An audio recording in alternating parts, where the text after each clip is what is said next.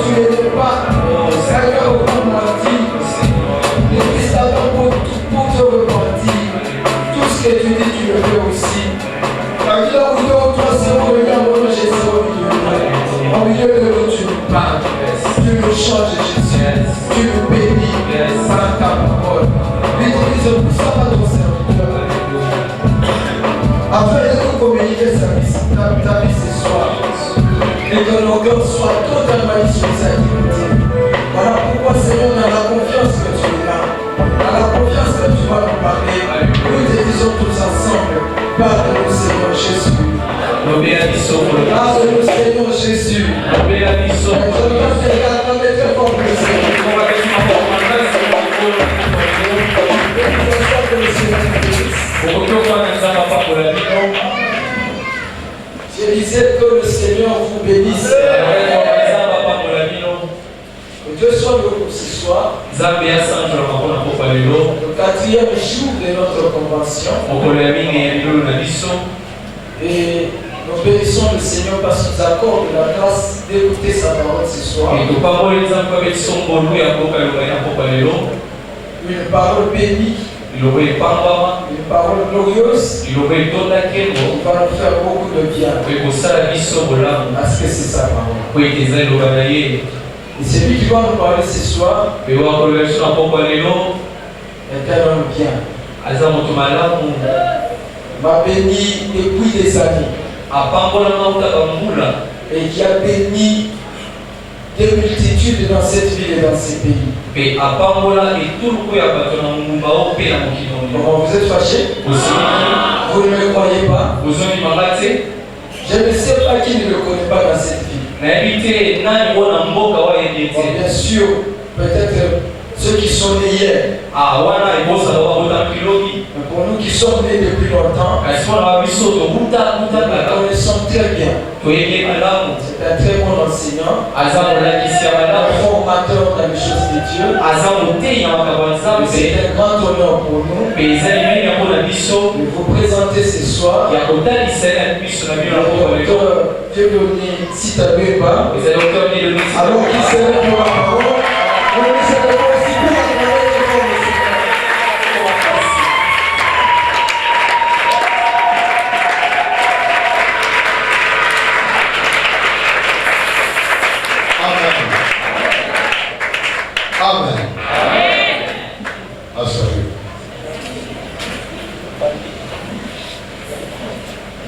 C'est un grand plaisir pour moi d'être ici.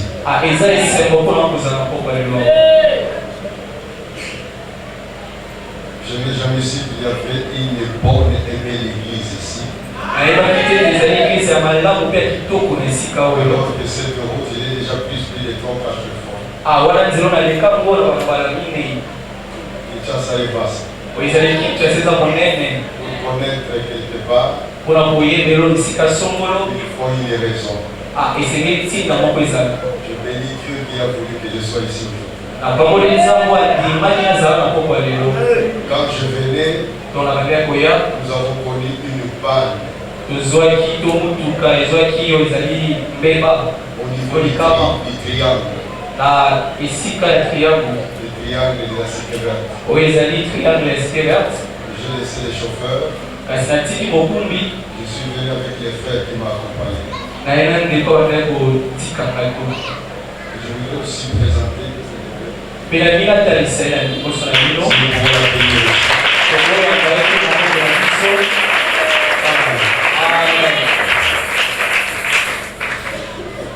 Je vais vous parler aujourd'hui de l'utilité de la formation pour un conquérant d'âme.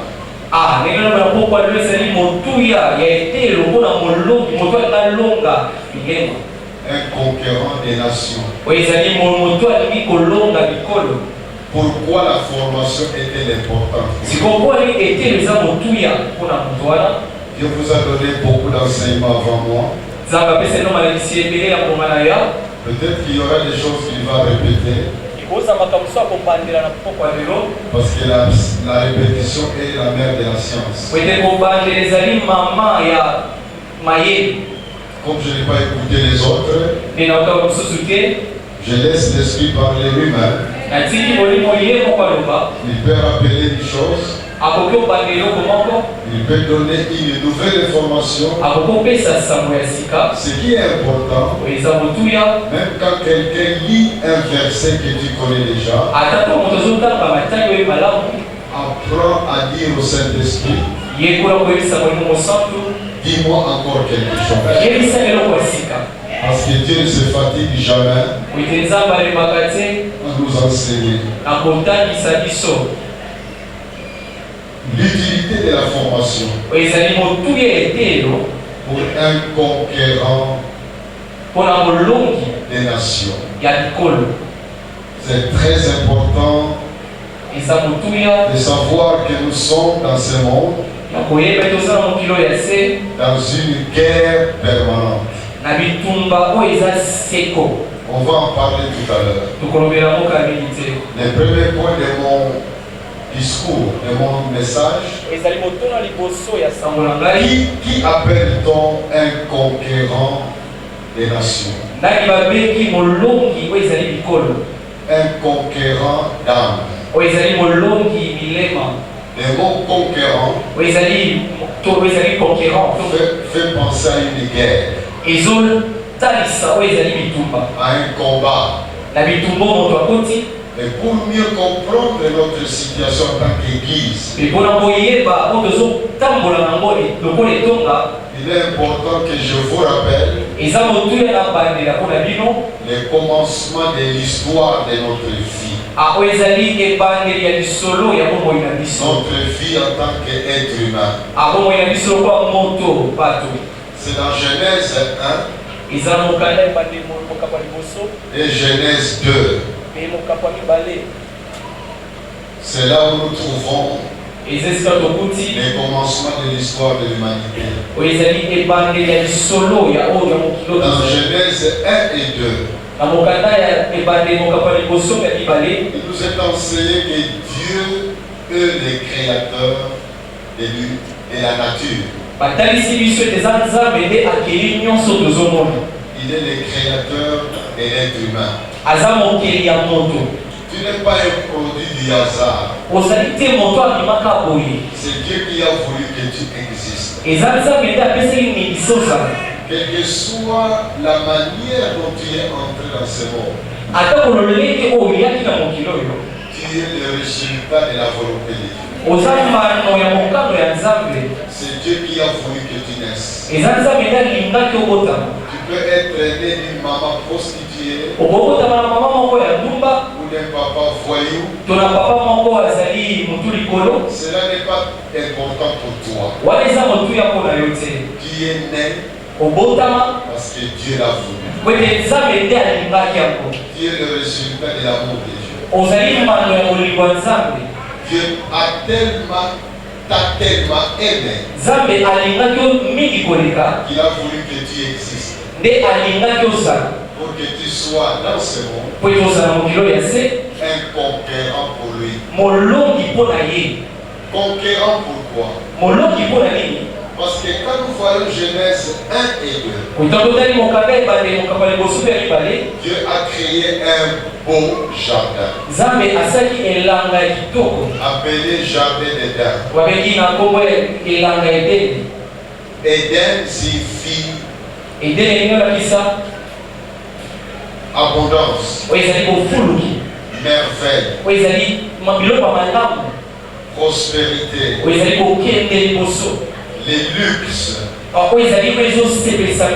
une beauté indescriptible. Dieu a placé les premiers couples dans un jardin de merveille. Dans un jardin de délices. Il y avait tout là-dedans. Quand vous lisez le chapitre 2, vous verrez la description de ce jardin d'Éden. Il n'y avait aucun manque. Tout était là. Il y avait de l'eau à gogo. On nous parle des 4 fleuves qui traversaient les jardins. Il y avait des légumes en tout moment. Il y avait des herbes vertes. Il y avait des arbres fruitiers. Des fruits de toutes sortes. Des fruits très délicieux. Il y avait des pierres précieuses. Lisez souvent Genèse 2. Ça vous donne la volonté de Dieu pour l'homme sur la terre. C'est dans la volonté de Dieu que l'homme soit à l'aise sur la terre. C'est pourquoi il a placé dans un jardin. Un jardin de délices. Et Genèse 3 fait entrer une histoire triste.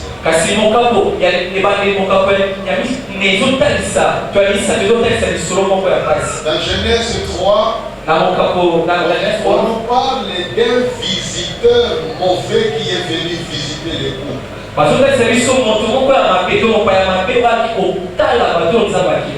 C'est Satan. Le diable. Il est venu sous forme de serpent. Dieu avait dit à l'homme, avant d'avoir créé la femme, tu mangeras de tous les fruits, sauf d'un seul fruit, les fruits de la connaissance du bien et du mal. Et la Genèse 3, l'histoire que vous pouvez relire à la maison, nous lisons que Satan est venu vers Ève. Il n'est pas venu vers Adam.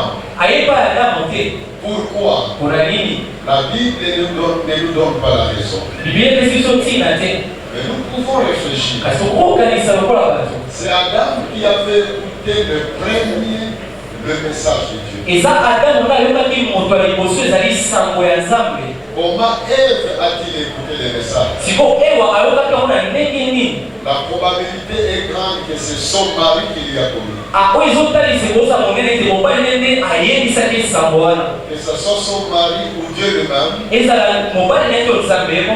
Mais c'est Adam qui était le premier à écouter le message. Le diable va aller vers Ève pour la pousser à désobéir à Dieu. Pour la pousser à bien observer les fruits défendus. Pour faire le contraire de la volonté de Dieu. C'est ça qu'on appelle le péché. Le péché, parole, ou tout acte que je pose qui est contraire à la volonté de Dieu. Quand je parle négativement de quelqu'un, or la Bible dit ne parle pas négativement de l'autre. Quand je parle négativement de quelqu'un, je pêche. Je parle de ce qui est contraire à la volonté de Dieu. Quand je vole les biens de quelqu'un, c'est un péché parce que la volonté de Dieu est que je ne vole pas. Et quand je vole, j'agis contre la volonté de Dieu. Quand je triche pendant les examens, je pêche. Car la volonté de Dieu est que je ne triche pas. Tricher, c'est du vol. Je vole la connaissance de quelqu'un d'autre. On peut allonger la liste. Ève a été séduite par le diable. La séduction, c'est un discours qui fait croire que le faux est vrai. Quelqu'un qui est séduit, c'est quelqu'un qui est trompé. On lui fait croire que ça c'est la couleur blanche. Et on fait briller ça comme étant la couleur blanche. Et quand la personne croit que c'est la couleur blanche, alors que c'est bleu, la personne est trompée. Elle est séduite. Le diable, c'est le plus grand séducteur de l'univers. Il aime nous faire croire ce qui est faux d'être vrai. C'est ça qui fait que les gens sont gourmands de l'occultisme. Ou même aller chez le féticheur. Parce qu'on a l'impression que c'est la vérité. Mais quand un jour on découvre la vérité, on comprend qu'on a été trompé. Donc en Genèse 3, Ève a été séduite par le diable. Et Ève a attiré son mari vers le même péché. Désobéir à Dieu. Les fruits que Adam et Ève ont mangés, ce n'est pas des rapports sexuels. Car si c'était des rapports sexuels, la Bible n'a pas honte de parler de ce péché. Il y a beaucoup de versets où la Bible parle clairement de la sexualité. Donc on ne comprend pas pourquoi, si c'était le péché des rapports sexuels, pourquoi la Bible n'aurait pas parlé clairement ici. Ne croyez pas les mensonges que les branhamistes font circuler. Ce n'est pas les rapports sexuels. Ce qui est important, c'est que Dieu a dit, ne mangez pas les fruits. Les deux ont écouté les messages de Satan. Ils ont mangé les fruits. La désobéissance, c'est un péché. Quand on désobéit au Seigneur, on bloque sa propre vie. Parfois nous chassons les démons des blocages. Il y a des cas où les démons n'ont rien à voir. Parfois les vrais démons de ta propre vie c'est toi-même. Parfois les vrais sorciers de ta vie c'est toi-même. Quand nous vivons dans la désobéissance à la parole, nous nous maudissons nous-mêmes. Nous nous plaçons dans une situation qui permet au Satan de se moquer de nous et de faire tout ce qu'il veut faire dans nos vies pour nous détruire. Heureux sont les chrétiens qui aiment obéir à la parole de Dieu. Quand je reviens dans Genèse 3, quand nous lisons au verset 15, nous avons une information très importante dans ce verset. C'est Dieu qui s'adresse à Satan. Après que Satan ait induit Ève et Adam dans le péché.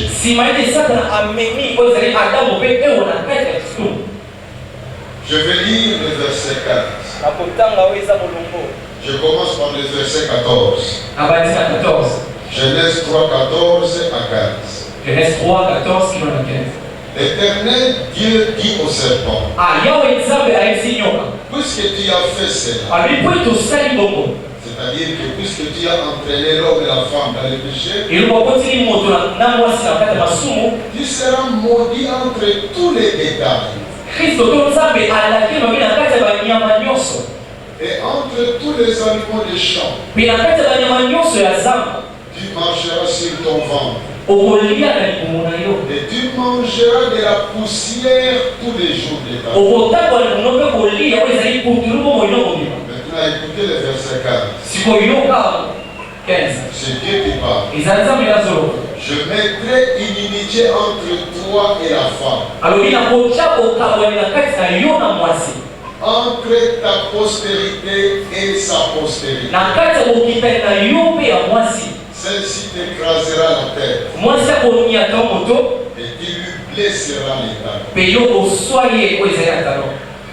Je répète ce verset parce que c'est un verset clé pour comprendre la notion de conquérant. Dieu dit à Satan, entre toi et la femme que toi tu as entraînée dans le péché, je mettrai une inimitié. Inimitié entre ta postérité à toi et la postérité de la femme. La postérité de la femme t'écrasera la tête et tu lui blesseras les talons. Ce verset seul est suffisant à creuser pendant 1 ou 2 heures. Nous n'allons pas le creuser en profondeur. Je voulais simplement souligner ici que la guerre entre Satan et la postérité de la femme a été proclamée par Dieu en ce moment-là. La postérité de la femme, c'est quelqu'un qui devait naître d'une femme. À partir de ce moment, quand la vie va continuer, évidemment Adam et Ève les a chassés du jardin. Dieu les a chassés du jardin. Et la vie a continué. Et quand la vie a continué, cette promesse n'a jamais été supprimée. Et c'est Dieu lui-même qui va faire en sorte que un jour, quelqu'un naisse d'une femme, sans qu'on parle des noms, d'une femme quelqu'un allait naître d'une femme. C'est Jésus-Christ. C'est Jésus-Christ. Le seul qui est né d'une femme sans l'intervention d'un homme. Jésus-Christ est unique et incomparable sur beaucoup de points de vue. Il est unique et incomparable pour avoir existé avant de naître d'une femme. Vous savez quand nous avons commencé à exister, quand nos mamans ont été rendues grosses par nos papas. C'est là que nous avons commencé. Mais Jésus-Christ a toujours existé. Mais dans Marie, il a pris la nature humaine. C'est ce qu'on appelle l'incarnation. Nous avons papa et maman. C'est intéressant de voir que Adam n'a pas eu un papa ni une maman.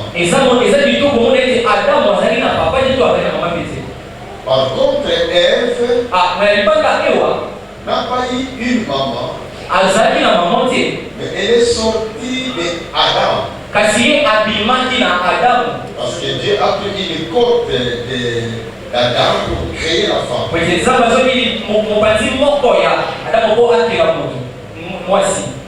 Jésus-Christ est sorti d'une femme sans un homme.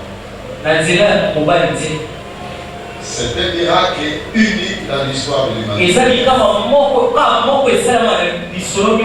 Jésus est unique et incomparable par sa naissance virginale.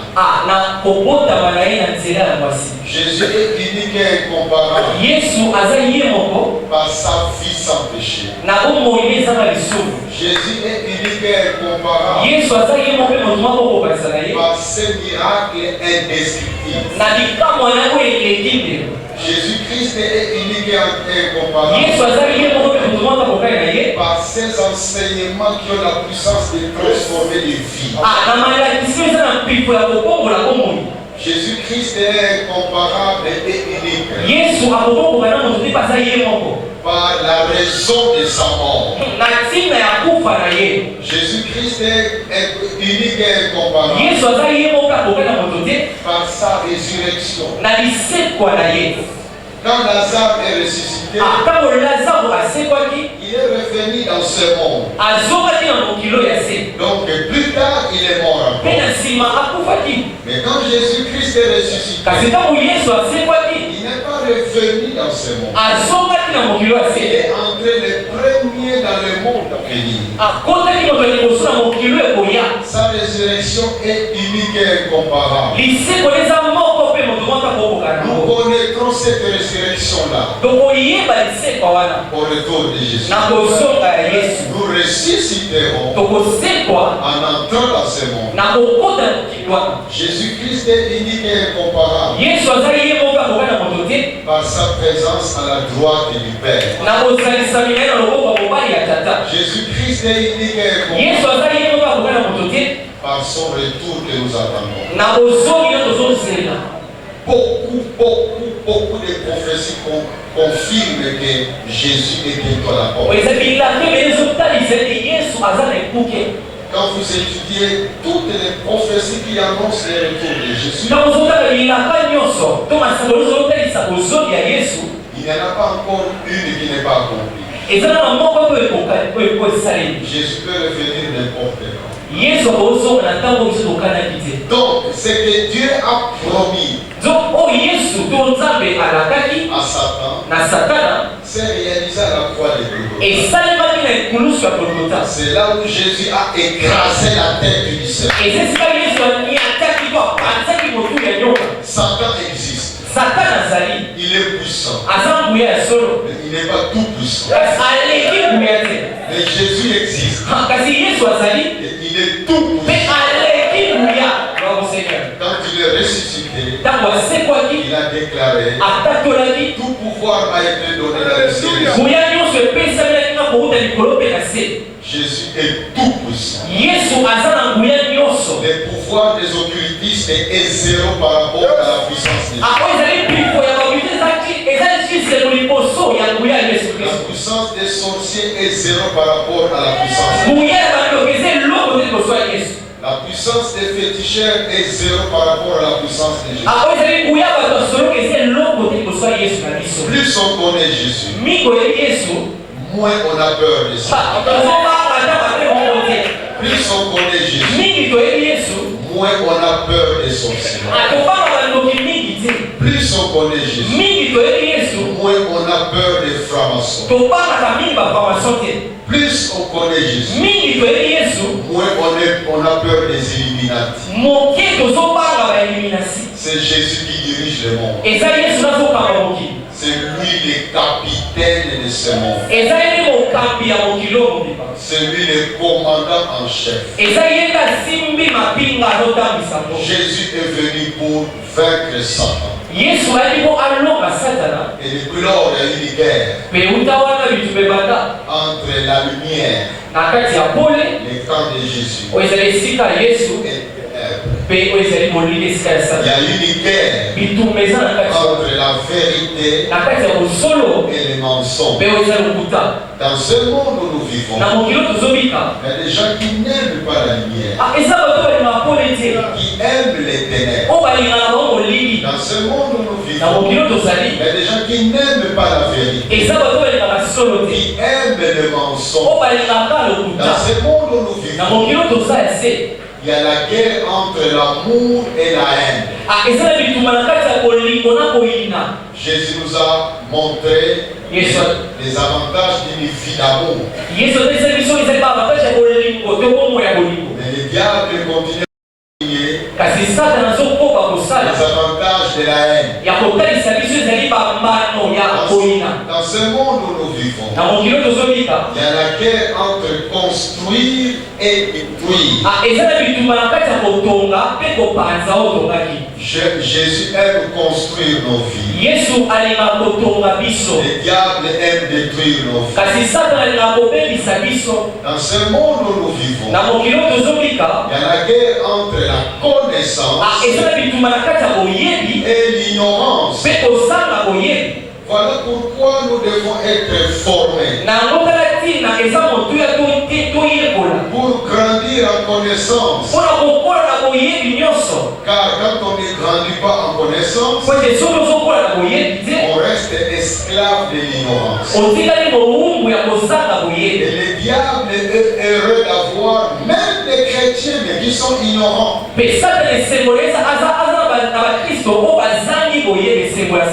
Dans Osée 4:6, il est écrit: mon peuple est détruit parce qu'il manque la connaissance. Le diable aime que nous n'ayons pas la connaissance, pour que nous ne soyons pas efficaces dans les combats. Parce que nous sommes des guerriers. Nous sommes des soldats. Notre commandant c'est Jésus. Mais quand on est ignorant, le diable n'a pas peur de toi. Il sait qu'il peut t'entraîner dans beaucoup de séductions. Qui est le conquérant des nations? C'est tout chrétien. Si tu es chrétien, par définition, tu es un conquérant. Parce que tu es un soldat de Jésus. Tu fais partie de l'armée de Jésus. Son église est aussi une armée. Notre combat et pas contre les hommes et les femmes. Mais c'est contre Satan et son armée. Il vit deux frères. Simon appelé Pierre. Et André son frère. Qui jetait un filet dans la mer. Car ils étaient pécheurs. Il leur dit, suivez-moi et je vous ferai pécher. Jésus les a vus en train d'échapper des poissons dans la rivière. C'était leur travail. Pêcher les poissons. Et il leur dit, moi je vous engage à un autre travail. C'est de pêcher des hommes. C'est ça être gagneur d'âme. C'est ça être conquérant d'âme. Et quand ça c'est au commencement du ministère public de Jésus-Christ. Quand nous lisons encore dans les versets à la fin du livre de Matthieu. Dans Matthieu 28, 18 à 20. Jésus va dire, tout pouvoir m'a été donné dans le ciel et sur la terre. Allez, faites de toutes les nations des disciples, les baptisants, pour les pères, les fils, et les Saint-Esprit, et enseignez-leur à observer tout ce que je vous ai prescrit. Et voici, je suis avec vous tous les jours jusqu'à la fin du monde. Ce passage, Jésus l'a dit à la fin de son ministère sur la terre. Avant de monter au ciel. Il a proclamé avoir tous les pouvoirs dans le ciel et sur la terre. Et puis il a donné la mission à ses disciples. Il leur a dit, j'ai fait de vous des disciples. Vous aussi, allez faire des disciples. Mais je voudrais m'arrêter sur le verset 19. Et le verset, première partie du verset 20. Nous avons là-bas 4 verbes. Le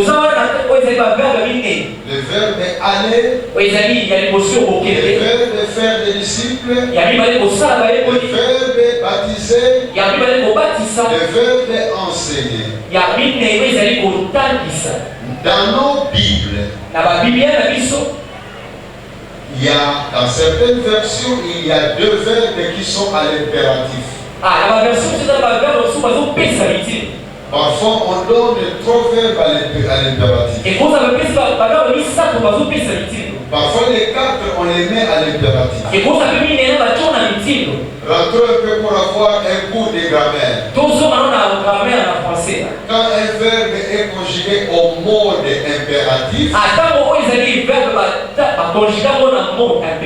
il exprime un ordre. Ce qu'il faut faire. Parmi les 4 verbes, en grec, langue utilisée pour écrire le Nouveau Testament,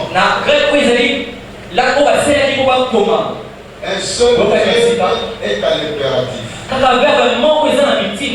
Faites des disciples.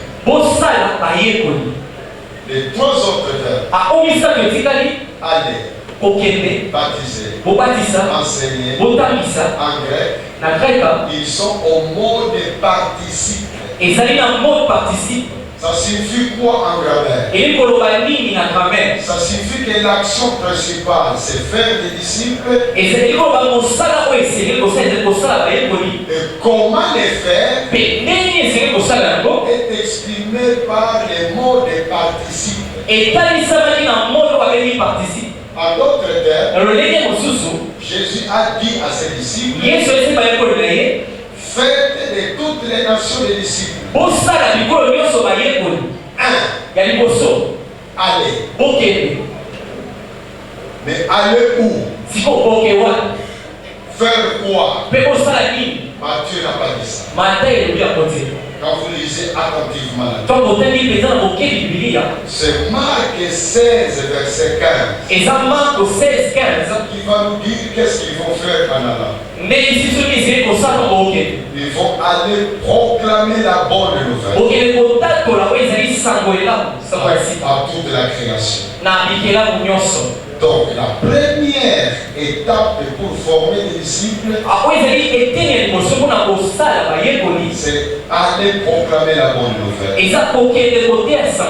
C'est ça qu'on appelle évangéliser. Deuxième étape, baptiser. Mais baptiser qui? Matthieu n'a pas dit qui il faut baptiser. C'est Marc 16, 16 qui va nous dire qui il faut baptiser. Dans Marc 16, 16 il est écrit, celui qui croira et qui sera baptisé sera sauvé. Donc Marc nous dit que quand nous proclamons l'évangile, ceux qui croient doivent être baptisés. Si quelqu'un n'a pas encore été baptisé parmi nous, il vit dans une grande désobéissance à Jésus. Troisième étape pour former des disciples, enseigner. Enseigner quoi? Matthieu nous a dit qu'est-ce qu'il faut enseigner. Il n'a pas dit enseignez-leur tout ce que je vous ai appris. C'est pas ça qu'il a dit.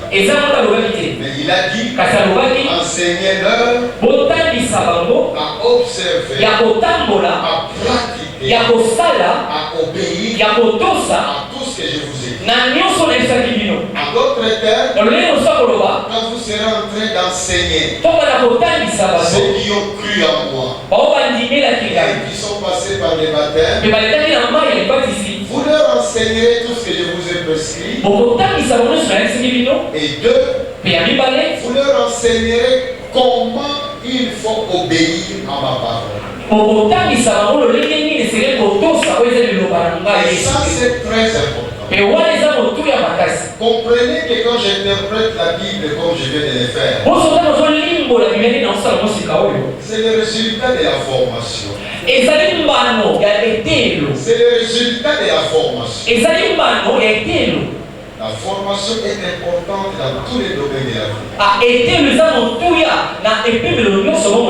Dans l'œuvre de Dieu, il y a une grande tendance de dire l'onction suffit. L'onction sans formation, c'est dangereux.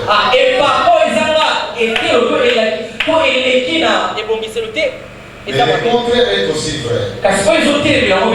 Une formation sans onction, c'est aussi dangereux. Nous avons besoin des hommes et des femmes qui craignent Dieu, qui recherchent l'onction dans leur vie, mais qui sont formés pour mieux expliquer la parole et mieux présenter Jésus-Christ à nous. Bien-aimé dans le Seigneur, c'est que Jésus a dit à ses disciples, former des disciples. Il nous le dit aussi. Si tu es chrétien, tu es aussi disciple. Le mot chrétien, quand les chrétiens de l'église primitive ils s'appelaient disciples de Jésus-Christ.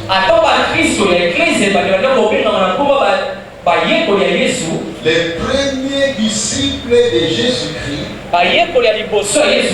s'appelaient disciples de Jésus-Christ. Le mot disciple signifie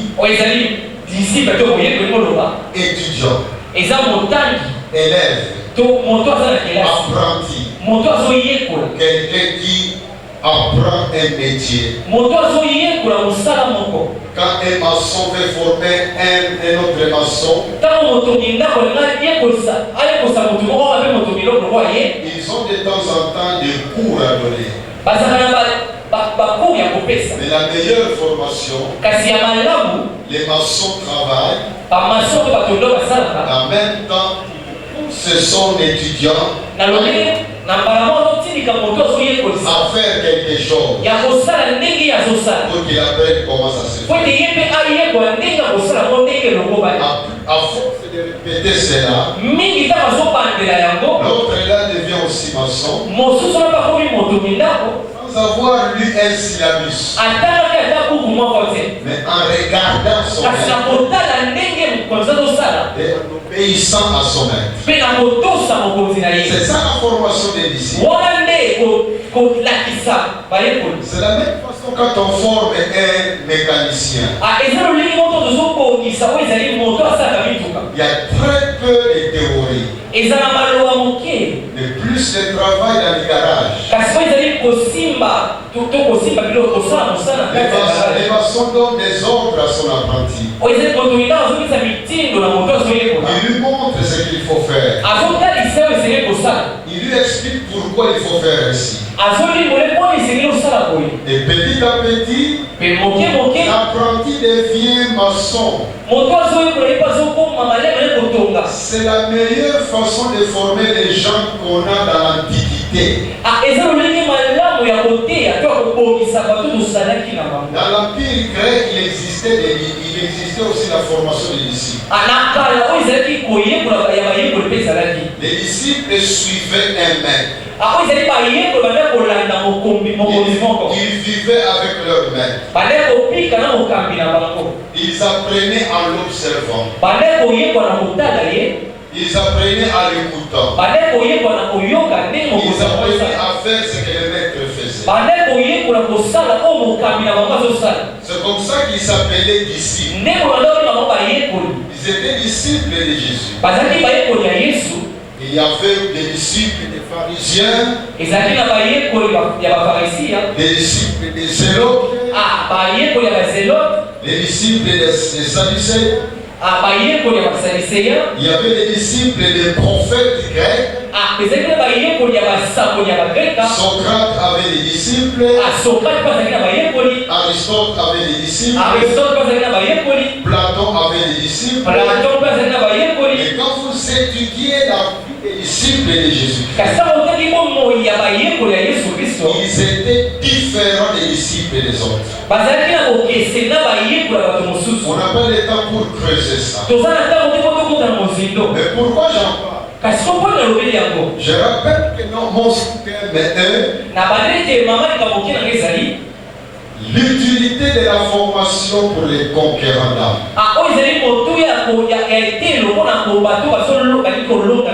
Je viens d'expliquer qui appelle-t-on conquérant d'âme ou des nations. Je viens de dire ici que nous sommes des guerriers. Tous les chrétiens sont des guerriers. Nous luttons contre les diables et son armée. Tout en sachant qu'ils ont déjà été vaincus, nous sommes des vainqueurs. Mais maintenant, avant que je donne pour terminer mon message,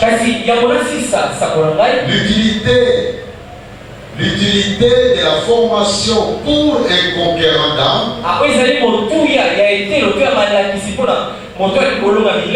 je vais commencer par expliquer qui est disciple de Jésus. Et je dis que quiconque suit Jésus-Christ est son disciple. Quiconque a cru en Jésus comme sauveur et Seigneur, il est disciple de Jésus.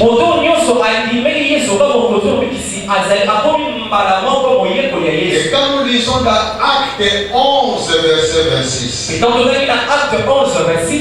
lisez ça à la maison. Moi je lis seulement la dernière partie de ce verset. Il est écrit, ce fut à Antioche, que pour la première fois, les disciples furent appelés chrétiens. Donc, ceux qui suivaient Jésus, on les appelait disciples. Et c'est dans la ville d'Antioche qu'on a mis les noms des chrétiens sur les disciples. Donc, quiconque est chrétien, il est disciple de Jésus-Christ. C'est-à-dire il est étudiant de Jésus-Christ. Il est apprenti de Jésus-Christ. Il est appelé à apprendre de Jésus-Christ. Je voudrais vous donner 8 raisons. La formation pour les conquérants des âmes est importante. La première raison, c'est parce que tout chrétien est disciple de Jésus-Christ. Et parce qu'il est disciple, il est étudiant. Si quelqu'un me demande, Papa Sita, est-ce que tout chrétien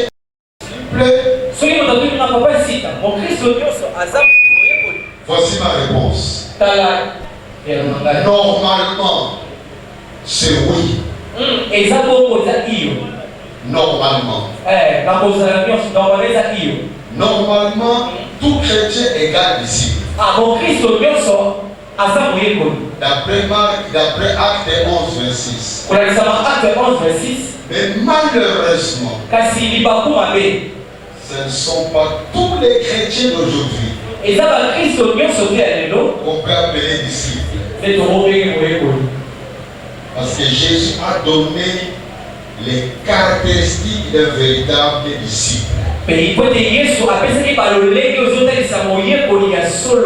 Lisez surtout l'évangile de Jean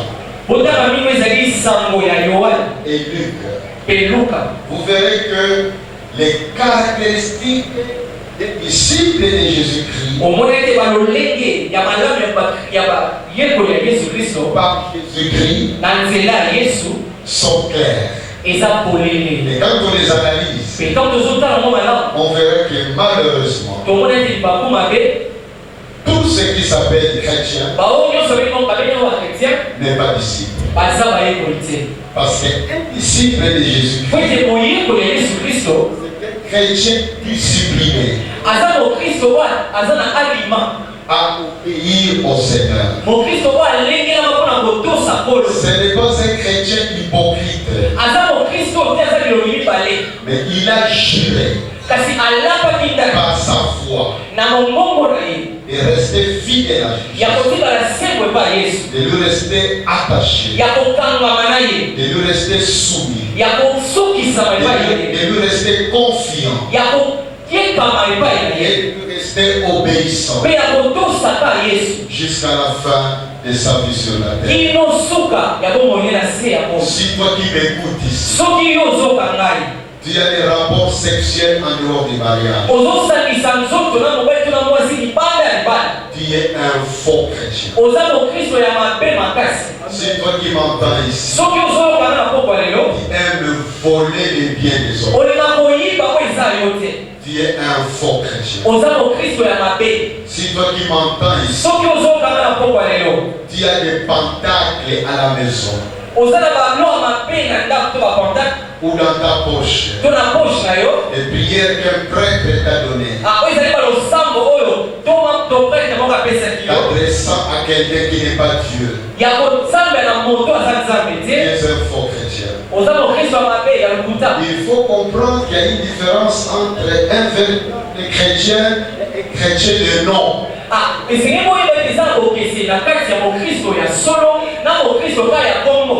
Donc quand je parle que tout chrétien est disciple, je suppose qu'il s'agit du véritable chrétien. Dans notre pays, on dit souvent que nous avons 80% des disciples et des chrétiens. C'est une façon de parler. Nous avons très peu de véritables chrétiens. Comme preuve, mais la manière dont vit le pays. Nous sommes l'un des premiers pays les plus riches au monde.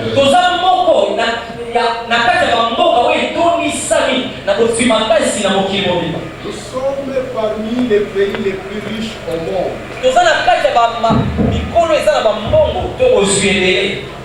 Mais en même temps, nous sommes le pays où la corruption est immense.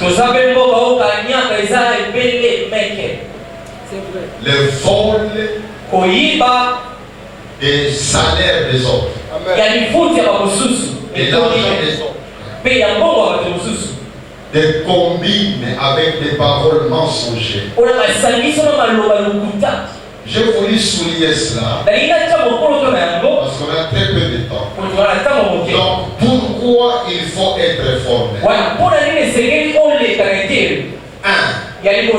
Parce que par définition, le chrétien est un étudiant permanent de la parole de Dieu.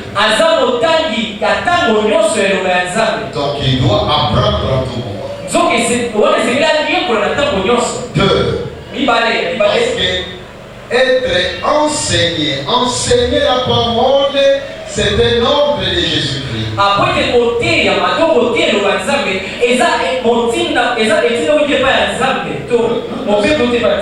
Nous avons écouté ça dans Matthieu 28, 19. Que la troisième étape pour former un disciple, il faut lui enseigner à obéir à Jésus-Christ. Troisième raison, quand vous lisez Acte 2:42, vous verrez qu'il y avait 4 activités principales qui formaient les fondements de la vie chrétienne. Alléluia! Amen. Quand tu vois ton voisin qui dort, où est-ce qu'il est né? Alléluia. Amen. Ne me fatiguez pas, bientôt je termine. Et il est important de comprendre que la Acte 2:42, on parle des 4 éléments fondamentaux de la vie chrétienne, dans lesquels le premier chrétien persévérait. L'un des éléments, il est persévéré dans l'enseignement des apôtres. Qui dit enseignement de formation. Quatrièmement, quand nous lisons dans 2 Pierre 3:16, dans 2 Pierre 3:16, Pierre dit, les chrétiens qui sont mal affermis, ou qui ne sont pas affermis, ont tendance à tordre les Écritures et à enseigner des hérésies. Une hérésie, c'est un faux enseignement. Et Pierre est clair que dans les lettres de Paul, il y a des choses qui sont difficiles à comprendre. Et quand on n'est pas formé, d'après 2 Pierre 3:16, on peut tordre ces écritures. Voilà pourquoi nous devons être formés. Pour être des bons concurrents.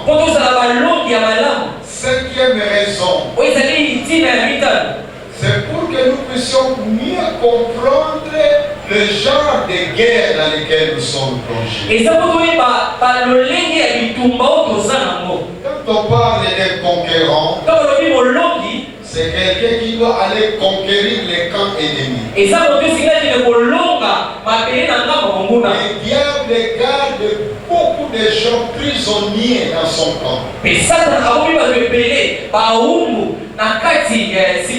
Certains de nos membres de famille, certains de nos amis, certains de nos collègues, certains de nos voisins sont des esclaves de Satan. C'est nous qui avons la mission de les conquérir pour Jésus.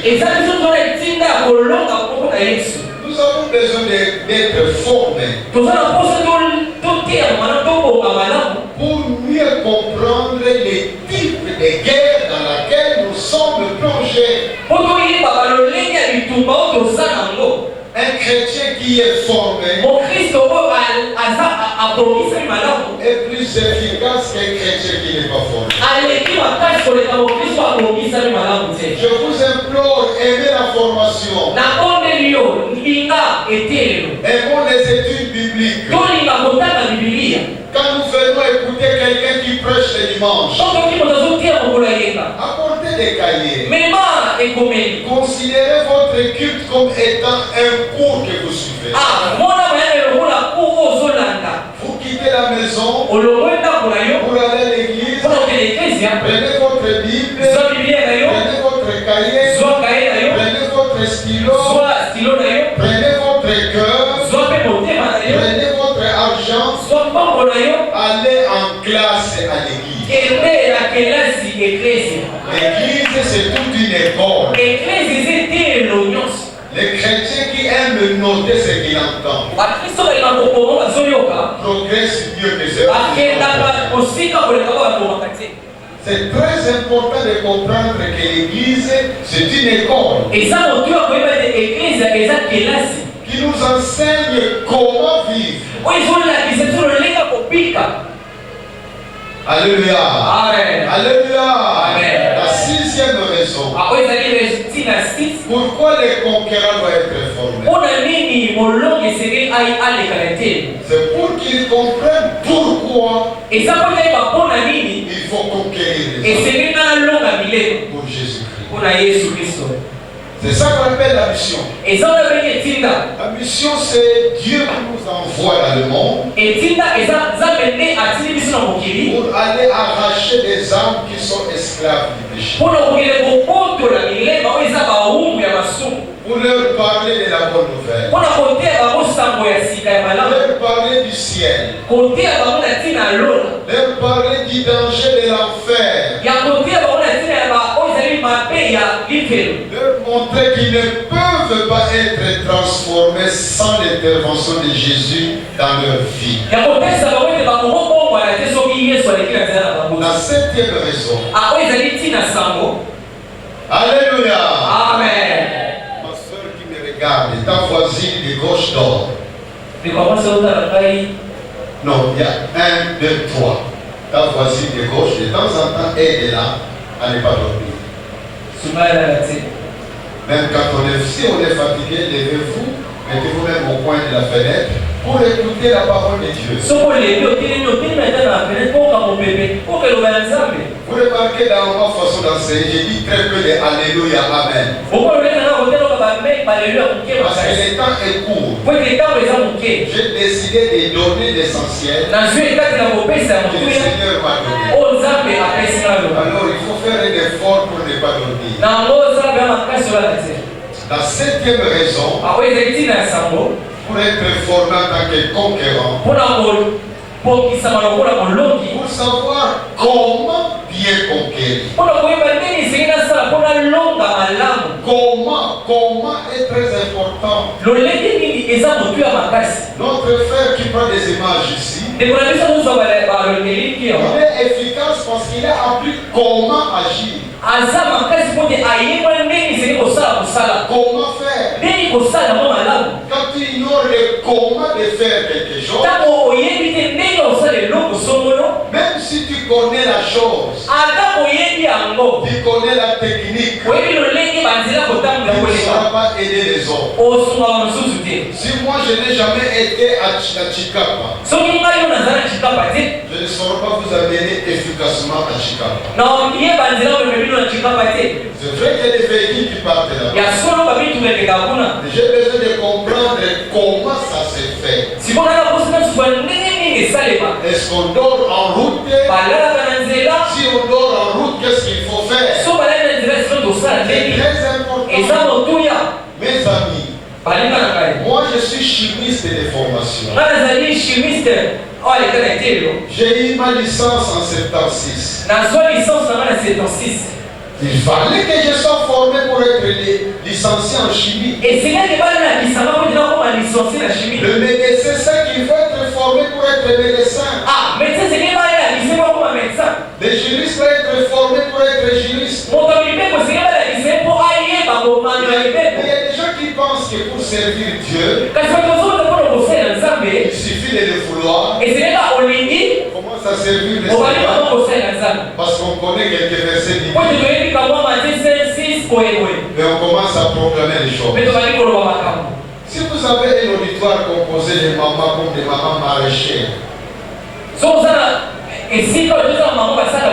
ou bien une église composée de gens comme ma mère. Ma mère n'a jamais étudié. Être pasteur de telle personne. Être pasteur de telle personne ne demande pas beaucoup de formation. Mais si vous avez des intellectuels devant vous, j'ai été pendant 11 ans pasteur à l'Unité. Parler aux professeurs d'université. Parler aux étudiants. Si tu n'es pas formé, d'ailleurs on ne peut même pas te placer là-bas. La formation est importante. La formation est importante, bien aimé. Vous savez, la dernière raison pour savoir l'importance d'être formé en tant que conquérant d'âme.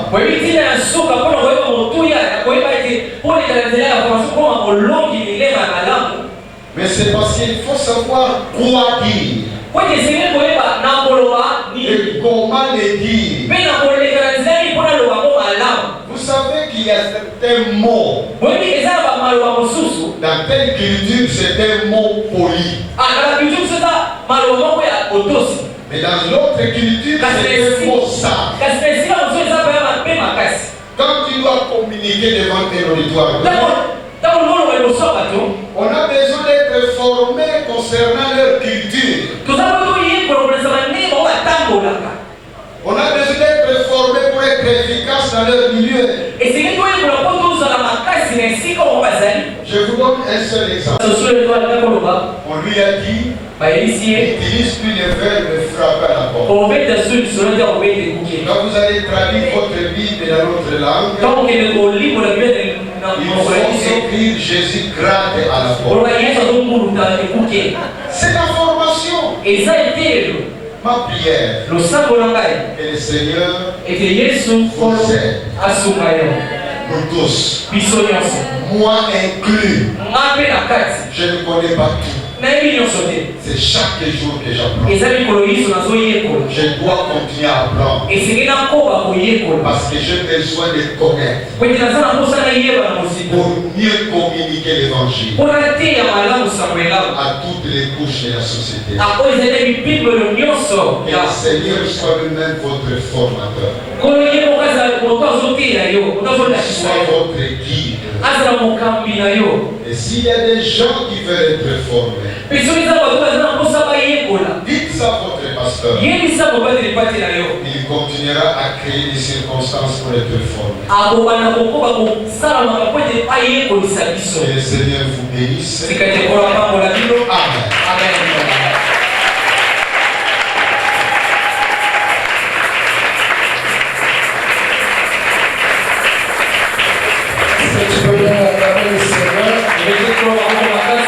Est-ce que tu peux te tenir debout?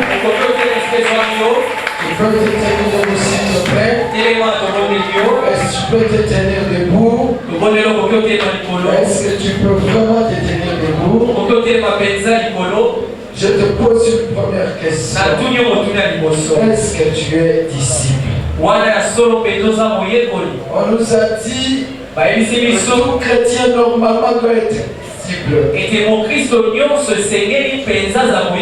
nous a dit si tu es chrétien mais que tu vis encore péché, tu es un faux disciple. Un disciple, c'est une personne disciplinée à écouter son maître et à obéir. Ce soir, la question t'est posée. La première question, est-ce que tu es disciple? Comment est ta vie? Est-ce que c'est la vie d'un disciple? On a dit un disciple répond aux critères du disciple. Je veux que tu élèves la voix et tu parles à Dieu. Tu dis à Dieu ce soir, moi je ne suis pas un disciple parce que je ne marche pas avec toi. Si ta conscience te dit que tu as encore un pied dedans, un pied dehors, tu es un faux disciple. Tu n'es même pas un disciple. Mais tu peux dire à Dieu ce soir que le Saint-Esprit fasse de moi un disciple. Fasse de moi un homme qui écoute ta voix. On fait de la formation. On fait de l'église son école. Pour apprendre à vivre dans ce monde selon le conseil de Dieu, selon l'enseignement de Jésus. Si vous venez avoir tout chargé fatigué, et moi je vous donnerai du repos. Il dit recevez mes instructions. Je suis là. Commence à m'instruire. Dès aujourd'hui, je vais rechercher la connaissance. Je vais rechercher la formation. Et nous prions de tout notre cœur.